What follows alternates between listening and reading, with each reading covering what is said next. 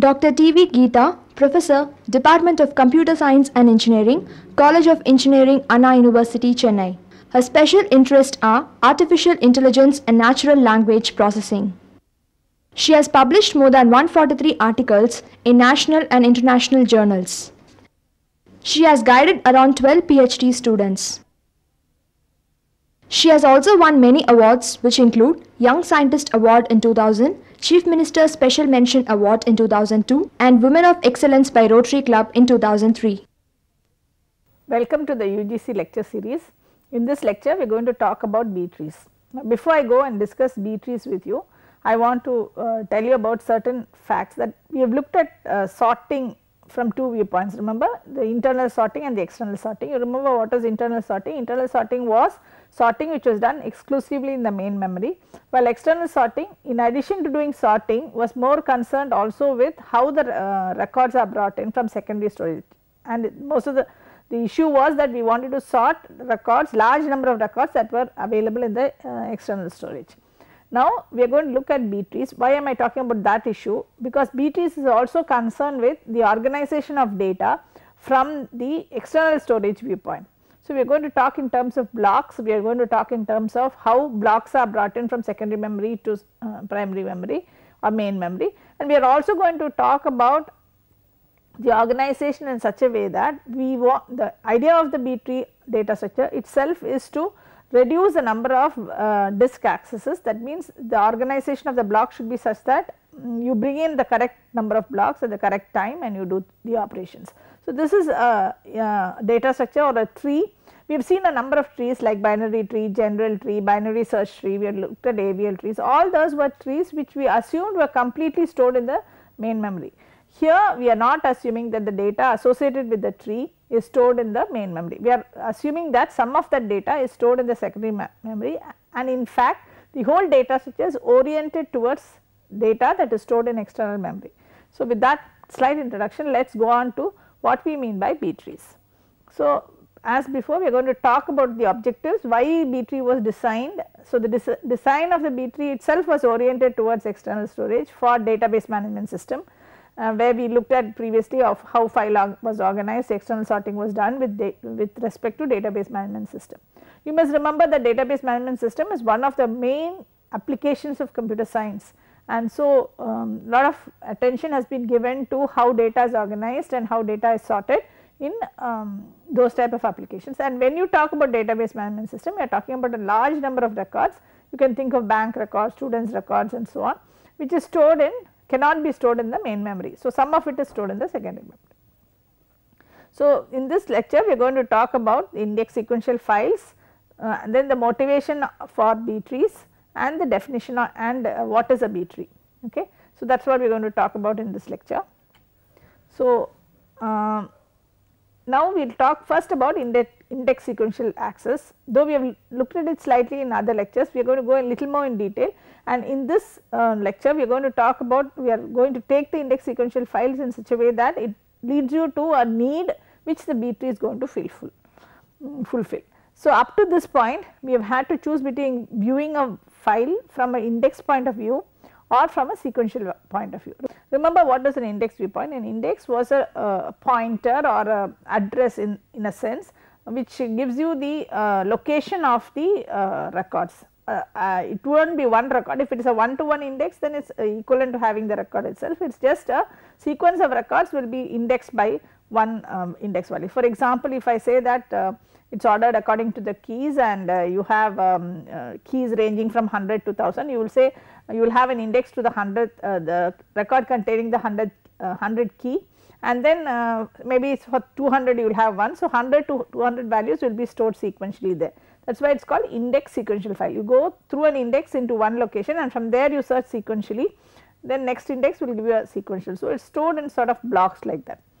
Now, we are looking for a single organization that will suit both index and sequential organizations simultaneously, both the views, that is index view as well as sequential view. So, please remember what is an index view. Okay, an index view is your okay. For example, to understand better about what is an index, you can think of a book in which at the back you have the authors and all that. With that author, you can go into the location in which the page number will be given, and you can go into that page where you will find that author's name. This is a typical example of an index. It is in fact called book index. In fact, in a library also you can have these, it will give you where exactly that number is stored, and you can go and look, they are located there. So, it basically gives you a location in terms of some key value. Okay. So, why do we want to see both the index and the sequential simultaneously? So, if you look here, if an application requires both interactive random accesses as well as consequential batch processing, both sets of actions have to be carried out very efficiently. That is, you have to locate it as well as you have to do some operations sequentially. In that case, if you want interactive, it is random access. If you want to do sequential batch processing, it is sequential. So, both the actions, it is not that one should be inefficient and the other should be efficient, both should be done efficiently. So, for example, a student record system in a university is a typical example where you need both types of views. So, in order to do that, we have not come into B tree, yes, remember we are going towards a motivation for B trees as I told you in this lecture. So, we define something called a sequence set. Now, a sequence set is a set of records in physical key order which is such that it stays ordered as records are added and deleted. So, for example, I can say that a sequence set will be a set of records that are stored in memory in sequential order. For example, 100 to 200, that would be a sequence set. Now, when you bring in a record, say for example, you have 100, 110, 120, 130 and 140 and 200 like that. Now, suppose you bring in 150, in that particular localized place you will put it in the correct place. So, it always remains sorted. So, that is the meaning of a sequence set is a set of records in which physical key order which is such that it stays ordered even if you delete records or if you add records. Okay. Now, since sorting and resorting the entire sequence of set as records are added and deleted is expensive, we look at other strategies. Now, this is very important. One easy way of doing all this is to have the, suppose you have 10,000 records, keep all the 10,000 records in the sequential order, and then if you insert and delete one, you reorder and resort the complete sequence of records. But this is a very expensive operation. Why is it an expensive operation? Again we come back to that block, because you have to access time, you have to, it will be stored in different tracks, different sectors, and so the disk access time is going to be very high. So, it cannot be done that way. So, what we are trying to do is we are trying to localize the changes, that is we are going to say that I go inside here and here alone I will maintain the sorting. So, that is the localization. So, the idea is to use blocks that can be read into memory and rearranged quickly. Now, when I want to sort, I will see that it is localized, it is a minimum block size, and I bring it into the main memory, and after I put it in the main memory I do the sorting. This is a very quick operation. So, like in B trees, blocks can be split, merged or redistributed, the records can be redistributed as required. Now, using blocks we can thus keep a sequence set in order by key without ever having to sort the entire set of records, that is the main issue. So, now we are talking about three things, one is the index, one is the sequence set, and one is the block size and the main memory. So, what you have is you have a sequence set, the sequence set will be approximately equal to the block size approximately, and then what you do, this sequence set you will be able to maintain because you are having a block, and the block can be brought into main memory and you do all the operations in the main memory, but you are never going to at any point of time sort the entire set of records, because that will be a costly operations. You cannot afford to bring the complete group or set of records into the main memory, it is not feasible. So, and if you want to bring it and sort it like that, you will have to keep on doing block, take it from the second memory, put it back in the main memory and so on, which is a very costly operation. So, this is the use of blocks. Now, even if you are going to use blocks, there are certain costs associated with this approach. A block file will take up more space than an unblocked file because of internal fragmentation. I will just explain what is meant by internal fragmentation. Suppose I have a block, okay, of say containing 100 records, okay, I am fixing my block size to be 100. Now, what happens is sometimes even if I have only 70 records, I have to put it in this 100 block because that is the size of the block. So, internally that like that I can have different blocks during different sequences of insertion deletions. One may have 70, one may have 80, one may have 90, and total altogether you have 30 plus 20 plus 10 which is 60, but I am not able to use that 60 because these memory gaps are available across different blocks. So, this is called as internal fragmentation because you are allocating more than necessary to that particular set of records. So, that is why you always say that block records will occupy more space than unblocked records. In unblocked records you are only giving it as much storage as it actually necessary, while in a block you are giving it more than necessary because what can fit in a block only you can give. So, if I have say blocks of size 50 and 100 and I have one which 60, I cannot give it to 50, I have to give it to 100, but 40 will be internal fragmentation. This is just an example, do not take these numbers very literally. Now, the order of the records is not necessarily physically sequential throughout the file. Okay. The maximum now this is what we are trying to say, that inside the sequentiality as it is so called is not maintained throughout the entire. Suppose you have 10,000 records, it is not to say that all the 10,000 records are ordered sequentially, it is not ordered sequentially, but what we are ensuring is that within a block it is ordered sequentially. So, you have different blocks and within a block it is ordered sequentially, and you know which block comes after which block because that is the way you have ordered the blocks. This way you are ensuring that within a block it is ordered sequentially, though physically it need not be ordered sequentially, logically it is ordered because of this block linking. Now, an important aspect of using a block is to the choice of the block size. You have to decide what should be the choice of the block size. If the block size is too large, you will have internal fragmentation. If the block size is too small, you will have too many reads and writes or too many disks reads. Okay. So, there are two considerations as I already told you. The block size should be such that we can hold several blocks in memory at once, that is you should not have only one block in memory, then you are giving only one part of the file more concentration. The block size should be such that we can access a block without having to bear the cost of a disk seek within the block read or block write operation. The idea here is that when I must ensure that the block size is not too large. So, I have remember the disk access, I am assuming that the block is stored in the same sector in the same track, that must be the size of the block. So, these are the two things we have to consider, that is when we are accessing a block without having to bear the cost of a disk block. So, what we do, the next step is each of the blocks we have created for our sequence set contains a range of records that might contain the record we are sorting. So, now we are going to talk about a range.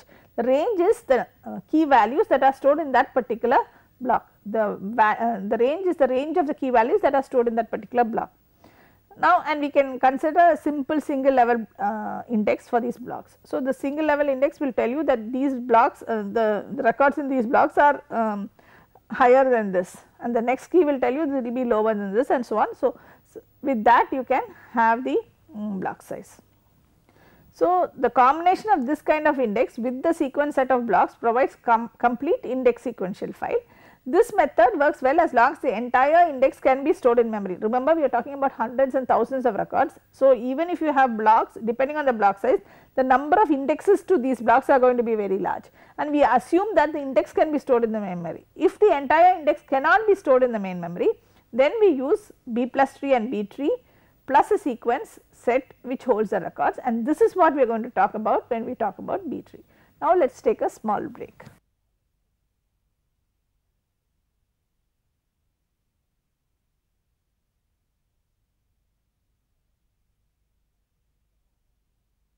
Welcome back after the break. Before the break we were talking about the sequence set, and we were talking about what happens when the index to the blocks that we are storing is not you are not able to accommodate the complete index in the main memory. Now if the entire index cannot be held in the main memory, we can use a B plus tree, which we will discuss later. Before we go to a B plus tree, we have to discuss what is a B tree, because the B plus tree is based on B tree, and also an index which holds the sequence set which holds the records. Sequence set, remember, is physically they are all, sequence set is the set of records that falls within the range. So if you have that sequence set and you have an index that is stored as B plus tree, it is not necessary that the index has to be completely in the main memory. So that is the issue we are going to talk about. What is the content of the index that we are going to talk about? Now the index, remember, if it was you are able to store the index completely in main memory, then we do not have anything to worry about. But what we are trying to tell here is the index cannot be stored completely in the main memory. So let us look at what the content of that index is. The index serves as a kind of road map for the sequence set. We do not need to have keys in the index set. It just gives you a sort of road map. This is where you will find the index. That is what it is trying to tell you. And I mean this is where you will find that particular sequence set. That is what it is trying to tell you. What we really need are separators which are capable of distinguishing between two blocks, this block and that block. What is the separator between the two blocks? This is what we need. Okay, so we are going to use separator instead of keys. Now we can save space by using variable length separators and placing the shortest separator in the index structure. Now the keys can be very large, and we can save space by using a variable length separator and placing the shortest separator in the index structure instead of having the complete key in the index structure. What we need essentially is that I must know the separators between blocks, and so I am going to use a minimum separation minimum data that I need to know the difference between the two blocks or separation between the two blocks. So the rules are, if key is less than the separator, you go to the left, if the key is equal to the separator, you go right, and if key is greater than the separator, also go right. I will explain this a little bit further as we go along. We will talk about B plus tree, but we are going to first we will bring it into go into the topic with B plus tree, but we are going to talk first about the fundamental, that is B tree, and then go on to B plus tree. Now the separators we just identified can be formed into a B tree index of the sequence set of blocks, and the B tree index is called the index set, and along with the sequence set and the index set, it forms a file structure. Then you call it a simple prefix B plus tree. So I will repeat again, the separators that you have identified are now going to form a B plus tree index, and the B plus tree, that is which is called the index set, and that index set along with the sequence set. Remember what is a sequence set? A sequence set is the number of records that are stored in a block. Okay. So that forms a file structure. So simple prefix indicates that the index set contains shortest separators. We are not going to keep the whole separators. What you need to separate out only we are going to keep are prefixes of the keys rather than the copies of the actual keys. This is the main idea. You are not going to keep the actual keys, we are going to keep the prefixes of the shortest keys. Our only consideration is that I must be able to separate out between the main tree and between one block and the other block, or one sequence set and other sequence set. So now what the idea is that the changes are localized to single blocks in the sequence set, and make the changes in the sequence set and to the index set. You do not have to go and search the complete set of records to make any changes. Whatever changes are there, we only do it to a single block. Changes involving multiple blocks in the sequence set are also possible, but that is very rare. And I am still talking about B plus tree. If blocks are split in the sequence set, a new separator must be inserted into the index set. So if the number of records added is such that it cannot be accommodated into a single block, then in that case you have to separate out the block or split the block, and then you have another separator that you have to insert into the separator set or index set. And similarly, sometimes the block size may be too small to be maintained. So if you then in that case the blocks are merged in the sequence set, and then a separator must be removed from the index set. If the records are redistributed between blocks in the sequence set, the value of separator in the index set must be changed. So I will repeat again. See, remember you have a block. Okay.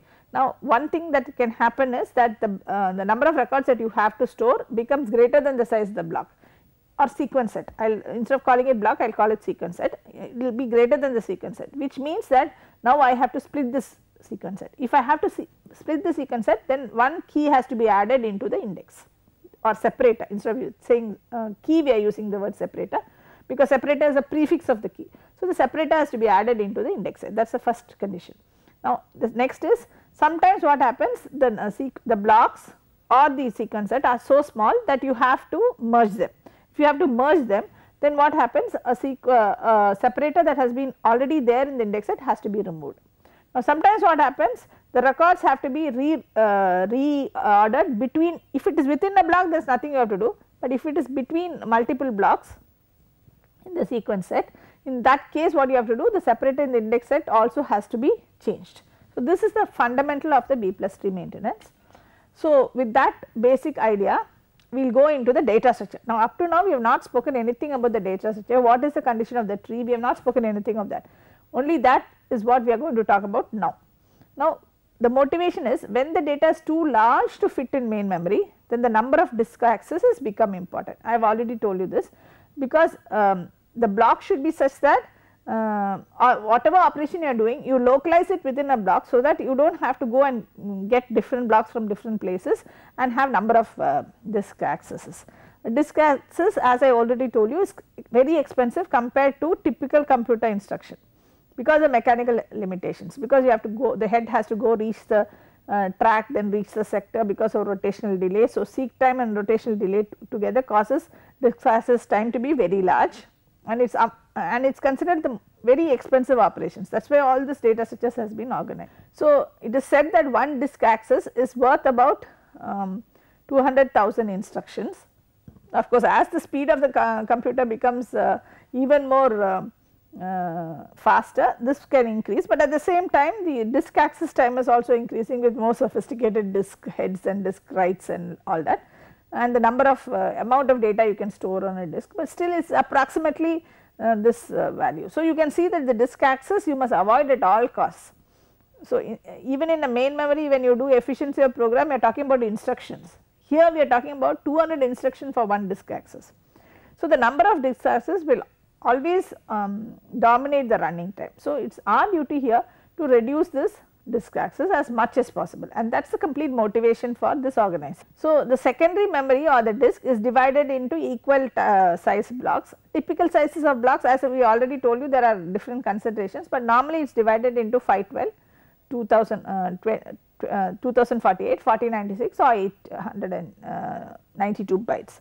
The basic IO operation transfers the content of one disk block to and from main memory. So, when I say read something, it is actually reading a block into a buffer. I think this is you would have studied this in computer architecture. You are actually doing what, when you say basic IO operation, you are reading one block into the buffer. Okay. And our goal is devise a multi-way search that will minimize the file accesses. So, meaning you are going to exploit the fact that when you say read, you are not reading one record, but you are reading a block of records. So, you do the search in such a way that whatever I will need will be in this block. Okay. So, that is what we are trying to do. So, before we go further, let us look at memory trees. So, here if you look at keys are K1, K2, they are actually separators, but anyway K1, K2, K3, K4. I will have a tree here and I will have a tree here and I will have a tree here. Now, here the key of whatever is stored in this is less than K1, that is my property. What is stored in T2 will be between K1 and K2. What will be stored in T3 will be between K2, K3. What will be stored in T4 will be between K3, K4, and what will be stored in K5, T5 will be greater than K4. This is what is our premise. I will repeat again. So, if you have any memory tree, this is not typically like a binary search tree, it is little different, that is why you have to understand that concept well. So, here I have subtrees T1, I will have one T1, T2, T3, T4, T5, I will have 5. So, when I have 5, this all the keys here will be less than K1, will be less than K1, here will be less than between K1 and K2, here between K2 and K3, here between K3 and K4, and here above K4. So, a node first of all contains multiple keys, and the order of subtrees is based on the parent node keys. If each node has m children and there are n keys, then the average time taken to search the tree is log m to the power of n. This is very important. So, how do you search m-array tree? For I is equal to 1, I is less than or equal to m, you visit the subtree to the left of ki, visit ki and visit the subtree to the right of km minus 1. So, that is the search tree. So, it allows insertion and deletion into the tree structure. Remember, the tree structure is not storing the entire record, it is not even storing the key, though we tell key here, it is storing the separator actually, and it is based on the log m n property, where m is the order of the tree. So, remember, as you increase m, this time this value will change. The idea is that you leave some key spaces open. Now, suppose when I do this, I am storing the complete, I am filling up the block, then when I do insertion, I will have a problem. Okay. So, the idea is to leave some key spaces open, so that an insertion of a new key is done using available space in most cases, but of course, sometimes the available space will not be there, then you will have to split and form a new thing, which we will see. So, it is less dynamic than our typical binary tree. Okay. And it is, but the issue is it is ideal for disk based operations when we are talking about blocks of records coming into the picture. So, now let us take an example of a 2-3 tree. Now, here you have G, this is the key. Now, all nodes here will be less than G, okay, and all nodes here will be greater than G.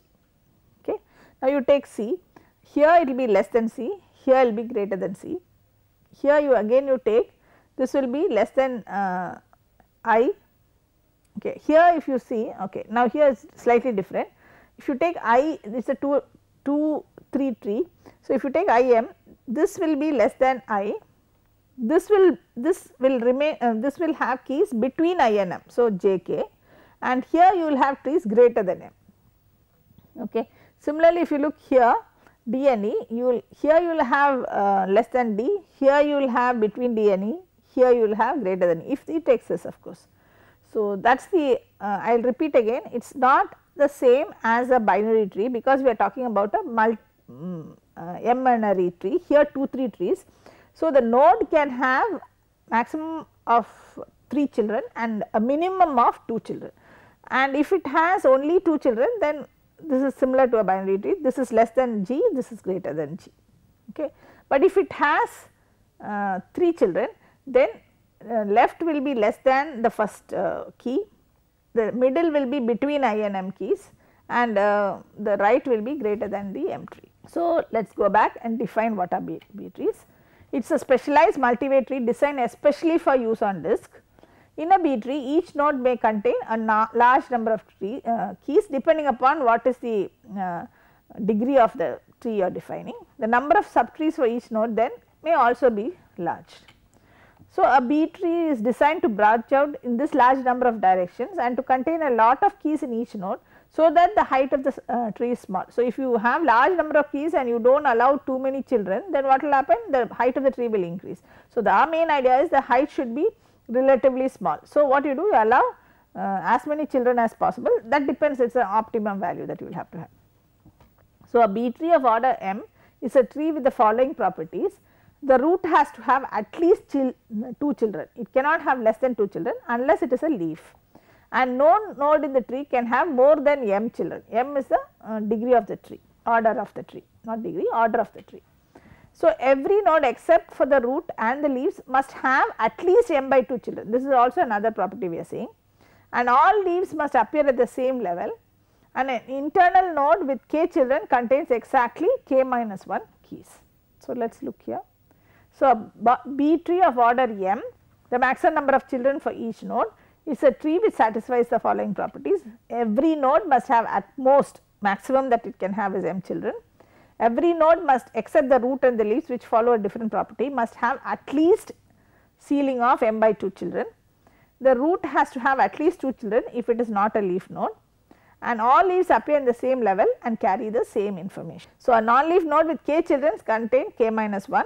Each leaf node other than the root node, if it is a leaf, must contain this. We have seen these things. So, let us take an example of order 5. Now, you start here, you have M. So, remember nodes to this is left, all these nodes subtree must be less than M, all this here must be greater than M. Now, this is a root node with 2 children, at least it should have 2 children. Now, look here, non-leaf node, it should have at least 3 children, 5 by 2, ceiling of 5 by 2. So, it should have at least 3, maximum of 5, here we have 3 and 4 as examples. So, now let us take this E and H. If you look here, the subtree here will have children less than E, the subtree here will have children between E and H, the subtree here will have children greater than H, but anyway we have a condition that it is less than M. Now, if you look at this side, this subtree will have children less than P, here you will have children between P and T, P, Q, S is less than T, here you will have between T and X, V, W, and here you will have greater, here it has 4 children, here it has 3 children. The conditions we have is leaf must have at least 2 children, all leaves should be at the same level, it should have maximum of M children and at least M by 2 children. So, standard used index in relational database is this B tree index and allows for rapid tree traversal, searching through an upside down tree structure. Reading a single record from a very large table using a B tree index can often result in few block reads, even when the index and tables are millions of blocks in size. Even then you will need only a few block reads, that is the whole idea. So, any index structure other than the B tree index is subject to overflow. Overflow is where any changes that happen, you will not be able to add records in the original index structure, you will have to do something else. Here we are, what we are doing is we are keeping spaces in anticipating that you will want to do insertion. So, it is a multi-way tree design especially for use in the disk, as I already told you, and the B tree consists of a root node, branch nodes and leaf nodes. It is designed, as I already told you, large number of things. The insertion and deletions are simple processes, but however already full means you will have to do something which we will see in the subsequent lectures. So, this is what we have and this we have already discussed. So, in this lecture we have discussed what is the need for B trees and we have also discussed what is the characteristics of B tree, which we will explore again in the next lecture when we talk about insertion into B tree. So, what I want you to do is, what is the need for blocks in data storage, then I want you to give some typical characteristics of B trees and the connection between index sequential files and B trees has to be explained. So, this is what we discussed in this lecture. Thank you.